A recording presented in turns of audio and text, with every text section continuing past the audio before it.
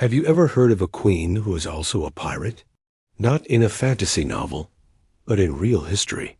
Meet Sayyida al-Hurra, the last queen of Tetouan and a formidable figure who ruled the western Mediterranean seas for over 3 decades. Her story is one of power, rebellion, and a relentless quest for justice. It's a tale that challenges our perception of women in history, proving they were not just behind the throne, but often on it, and sometimes even on the deck of a warship. Born around 1485 in the Emirate of Granada, the last Muslim stronghold in Spain, her early life was one of privilege and culture.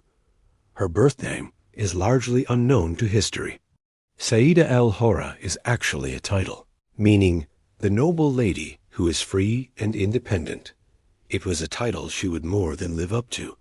Her family, the Banu Rashid, were prominent nobles.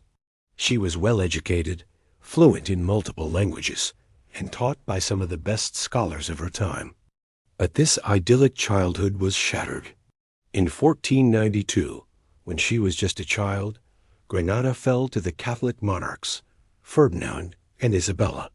Her family, along with hundreds of thousands of other Muslims and Jews, was forced to flee their homeland. This event, known as the Reconquista, was a traumatic turning point. It instilled in her a deep-seated desire for revenge against the Spanish and Portuguese crowns. They settled across the sea in Morocco, in the city of Tetouan. It was here that her political journey began. She was married at the age of 16 to a friend of her father, Ali al-Mandri, the governor of the city of Tetouan. He was 30 years her senior, but he recognized her intelligence and sharp political mind. Tétouan was a city rebuilt by Andalusian refugees like themselves, a place buzzing with resentment against the Christian powers. Al-Mandri didn't just see her as a wife. He saw her as a partner. He trusted her implicitly, and when he traveled for diplomatic missions or military campaigns, he left her in charge. She was his de facto vice-governor. For 15 years, she learned the art of governance, mastering diplomacy, administration, and military strategy. She earned the respect of the people and the court. When her husband died in 1515, there was no question about who should succeed him. The people of Tetouan, recognizing her capability and leadership, proclaimed her their governor. She became al-Hurra, the Hakima, the ruler of Tetouan. This was an unprecedented achievement. In a world dominated by men, she rose to become the undisputed female ruler of a major city-state. Her reign marked the beginning of an era of great prosperity and strength for Tetouan. She fortified the city, built up its economy, and established a powerful military. But she never forgot the vow she made as a child. The loss of Granada was a wound that never healed, and she was determined to strike back at those who had taken her home. How? By taking to the sea. She decided to forge an alliance with one of the most feared figures in the Mediterranean, the infamous pirate admiral Hayreddin Barbarossa, also known as Redbeard. Barbarossa controlled Algiers and was a key commander for the Ottoman Empire. Together, they formed a formidable pact. He would control the eastern Mediterranean, and she would command the west. This alliance made them the undisputed masters of the sea. Sayyida al-Hurra became a pirate queen. From Tetouan's port, she commanded a fleet of corsairs, raiding Spanish and Portuguese ships. These weren't just random acts of piracy. They were calculated military operations. Her ships attacked merchant vessels, intercepted treasure fleets coming from the Americas, and even raided coastal towns in Spain and Portugal. The primary goal was to disrupt the trade and military power of her enemies. But there was another crucial objective: ransoming captives. Her pirates captured thousands of Christians, including high-ranking nobles and soldiers. These prisoners were a valuable commodity. They could be ransomed for huge sums of money, which funded her government and military. This was her form of justice, a direct response to the expulsion and persecution of her people. European chroniclers of the time wrote about her with a mixture of fear and awe. They described her as a powerful and ruthless queen who held the keys to the Mediterranean. For European sailors, her name was a source of terror. Her power and influence grew to such an extent that Christian governments had no choice but to negotiate with her directly. Spanish and Portuguese envoys traveled to her court in Tétouan to plead for the release of their countrymen.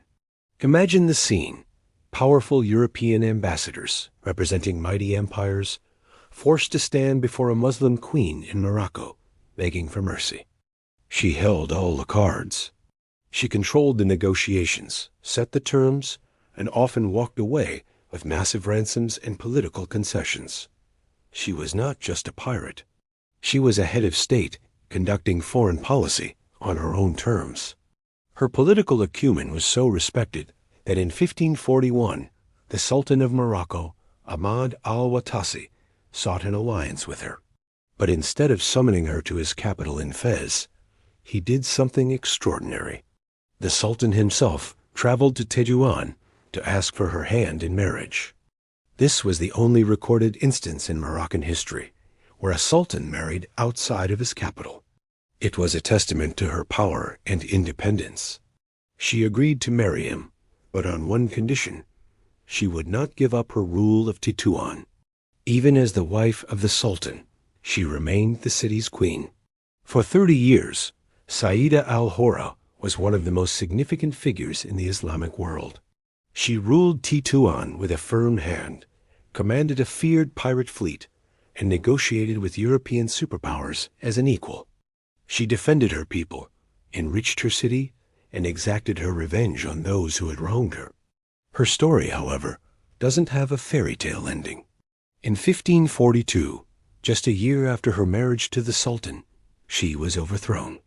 The exact details are murky, but it appears to have been a coup led by her son-in-law, Muhammad al-Hassan al-Mandri. Perhaps her growing power was seen as a threat by other local nobles, or maybe her alliance with the Sultan upset the delicate balance of power in the region. Whatever the reason, her long and illustrious reign came to an abrupt end. She was stripped of her power and property and forced into retirement. She returned to Tetouan, the city where she had arrived as a refugee decades earlier, and lived out the rest of her days in relative obscurity. She died almost 20 years later, in 1561. After her fall, she was largely written out of the official histories. Male historians, perhaps uncomfortable with the story of such a powerful woman, minimized her role or omitted her entirely. For centuries, her incredible life was forgotten, a footnote in the annals of history. It's only in recent decades that scholars have begun to rediscover her story, piecing it together from Moroccan, Spanish, and Portuguese archives.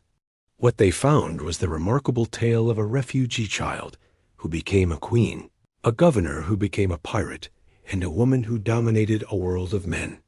Sayyida al-Hurra's life is a powerful reminder that history is filled with extraordinary women whose stories have been silenced.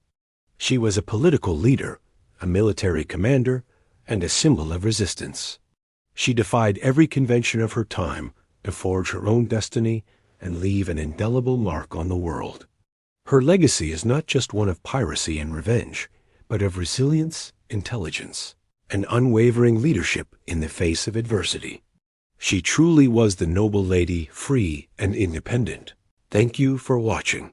If you found this story as fascinating as we did, don't forget to like, subscribe, and hit the notification bell for more hidden histories.